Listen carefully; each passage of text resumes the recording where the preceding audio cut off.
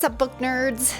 I wanted to do a quick mid-month recap of what I've read so far in January. I've kind of been MIA. I just wanted to touch on that for a second. I found myself with a little bit of health scare earlier this month and was in the ER and dealing with some pretty serious life-threatening issues, which came as a complete shock to me.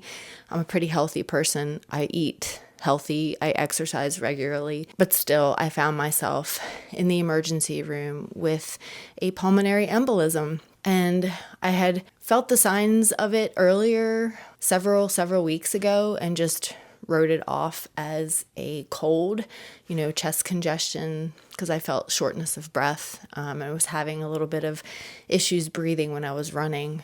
But I'm here to tell you that if you ever suspect that you have a blood clot in your legs or in your lungs, if there are any shortness of breath symptoms that are highly unusual, go to the freaking ER. Don't be like me and write it off as completely absurd and insane and then pay the price for it later. So if you hear me taking breaths, it's because I'm still struggling to breathe somewhat. Apparently, the blood thinners that they put you on only keep the clots from getting bigger. I had 2 massive clots, one in each lung, and they take a while for your body to resolve them naturally. So, bear with me. I am going to do my best to breathe and speak without huffing and puffing. I'm going to start off with a book that I read at the very tail end of December. I finished it on the 28th or 29th of December, but I hadn't spoken about it, so I wanted to include it here in this little mini wrap-up. And that was Snake Eater by T. Kingfisher. This is a short little fantasy book. It's 267 pages. I actually believe it was more magical realism. And this is actually the first book that I have ever read by T. Kingfisher. And I highly enjoyed it. I gave it 4 stars. I found it very colorful and descriptive. All of the characters felt very real and alive and relatable.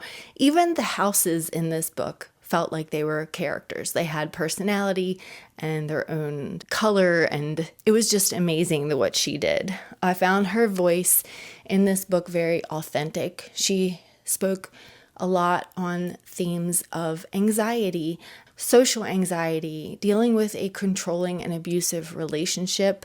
It also had a lot of found family ideas and animal companion ideas. There was a lot of mythological elements, Native American elements to this. I really found it very cozy, and it just had such an overwhelming presence and personality of its own. It was such a cozy read. It didn't feel like it was very heavy or overbearing or intense. It was gripping and fun and unexpected and just really a joy to read. And it was so short. I breezed through it in 2 days, I think. 2 days. So I highly recommend T. Kingfisher in general. I haven't read any of her other stuff yet, but I do plan on getting to it soon. I read this on Kindle Unlimited, by the way. So if you are a part of that, if you have a membership, then I highly recommend that you go and read it for free because it was great. Okay, let me go back. So The Snake Eater is about a girl who runs away to her long lost aunt's house in, I think it's Arizona or New Mexico, to get away from this controlling and abusive relationship. And when she arrives, she finds that her aunt has passed away about a year ago. And this little town is nestled in the desert, and all of its occupants are very welcoming to her, and they offer her refuge. And she takes it. And in the midst of all this, trying to find herself again, she encounters these strange, elemental beings. It's really just a joy ride with these characters. They're so far out of left field. They totally took me by surprise. But yeah, so that's what it is all about. Her trying to come to terms with this newfound reality that she's encountered and these new beings that she is surrounded by. So that's Snake Eater. The next book that I picked up was King Sorrow by Joe Hill. I loved this book. I gave this an easy 5 stars. It was so much fun. This is not the first book that I read by Joe Hill, but it's definitely my favorite book that I have read by Joe Hill. King Sorrow. King Sorrow is about a group of friends who are having a bit of bad luck, one boy in particular. And so they come together and they call upon a dragon. This is their tale of, it's like it takes place over a span of decades as they deal with this annual sacrificial thing that they have to do for this dragon. So it's either they sacrifice somebody to him or he takes one of their lives. It is just a ride. There are so many great adventurous aspects to it, but it's so easily readable, like so consumable and compelling. He really excels at character work, like his father. If you are a fan of Stephen King, I'm sure that you have found that Stephen King really, really writes characters so well. Like it's one of his, I think, outstanding traits in his writing. But this book was funny and witty and entertaining. I did not find it scary at all, but definitely enthralling. You just spend a lot of time with this friend group and you really get to know them and all their flaws. Like they are not likable people, and I find that is one of the outstanding traits about this book, that you really grow to like some of these characters even though that they are highly unlikable. You just spend so much time with them and really get to know their history, their background, what drives them, and what they've been through. So within that, he really discusses, what is justice and who should determine that justice, like who has the right to decide the fate of someone else based on their actions.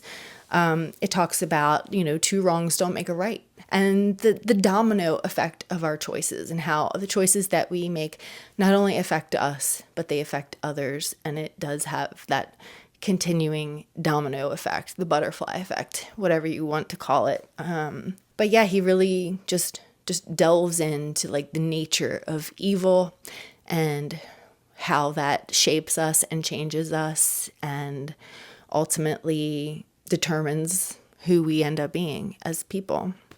I found this excellent. I would definitely say, as I've heard others say, that this is probably Joe Hill's magnum opus. It is a large book. It was about almost 900 pages. But like I said, easily readable, really short chapters. Most of them are really, really short. Some of them are even less than a page long. So this was excellent. Highly, highly recommend.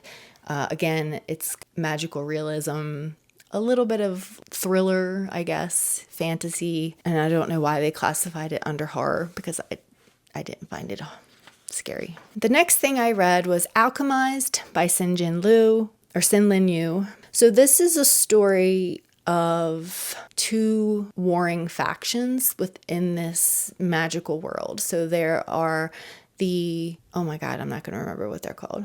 The Eternal Flame, which is the good guy, and they use magic. They use their powers for good. And then you have the Undying, which is basically ran by this necromancer who brings these people back to life, and they are basically undying. They can't die. They're not dead, but they're not fully alive. There's a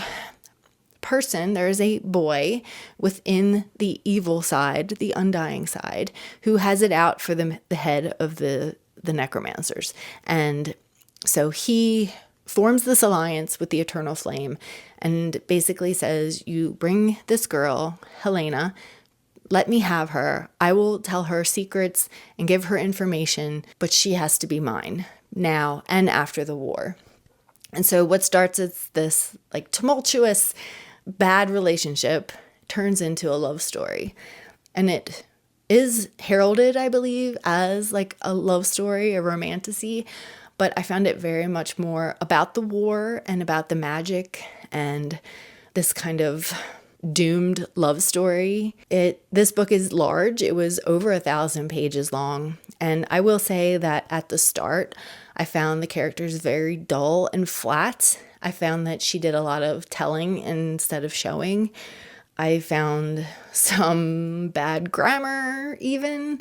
Now I know that this is a person who started their writing career writing fan fiction. She wrote the Manacled series. So, I felt, to be fair, like I really needed to give this book a shot and just continue through what I felt was a really bad start. And I'm glad I did, because as the story progressed, you really feel the characters kind of come to life. I think that they grow kind of naturally within the story. It's almost as if their bonding is what makes their characters come to life. And so you really get invested in their romance and in their story. And I really thought that the magic system was unique and interesting. It was really fun to read some of the battle scenes, which, if you know me, I'm not a battle scene fan. I don't prefer reading battle scenes, but this story really pulled it off, I think, because of the magic that was involved. And the main character, the male main character, he was really kind of a badass. And even Helena, even though she plays this kind of martyr and she's very woe is me. And I will say there are a lot of trigger warnings in this book, a lot of trigger warnings. So definitely do your due diligence and figure out what those are before you pick it up. But yeah, I don't think that world building is her strong suit, because while the magic system and the characters really came full circle and came very much alive to me, I almost feel like they existed in kind of a black and white void. I didn't feel like the world itself was ever fully brought to life. So I definitely think that this could have been improved upon, and I don't think that it was, the best written story ever, but it was immersive and it was compelling. I wanted to pick it up. I read this over 1,000 page book in a week, which for me, working a full-time job, is pretty impressive. I think I ended up giving it 4 stars. I think had it had a little bit more, then it would have absolutely, it had the potential to be a 5-star book. It just didn't meet that potential for me personally. So I would recommend this if you are interested in magic stories, war stories, and love stories. If those things kind of go hand in hand together and they work for you, I would recommend it. It was a fun, interesting read, and it had a satisfying ending that is alchemized. I am currently reading The Justice of Kings by Richard Swan. I just picked this up. I think I am 40 or 50 pages in, and I think so far I am enjoying it. It feels very much reminiscent to me of The Witcher, which, I'm very early stages in this book. That could easily change. But again, I feel like it's super easy to read. I feel like the characters are fun, and I'm so far having a good time with it. I am also reading that on Kindle Unlimited, by the way, if you're interested. I believe the whole series is on Kindle Unlimited. So that's what I'm reading right now. That's what I've read the past couple weeks. I will probably do a reading check-in maybe every other week instead of doing a monthly wrap-up. I feel like that just gives me a better opportunity to really remember what I read and how I felt, rather than waiting like a full month in between. It's fresher in my mind. I just think it'll work better. Those are the things that I read. I would love to know your opinion on any of these if you have read them, and I would also love to know what you're reading. I know that there are a ton of books that I have lined up that I'm super excited to get to, and let me tell you, I am so freaking stoked to be back in the reading mood again after such a long slump. Like, I'm feeling reinvigorated. Surprisingly, I don't feel like I've been gasping for breath during this video, so that's a freaking win. Thanks for watching, guys, and I hope you are reading and enjoying January.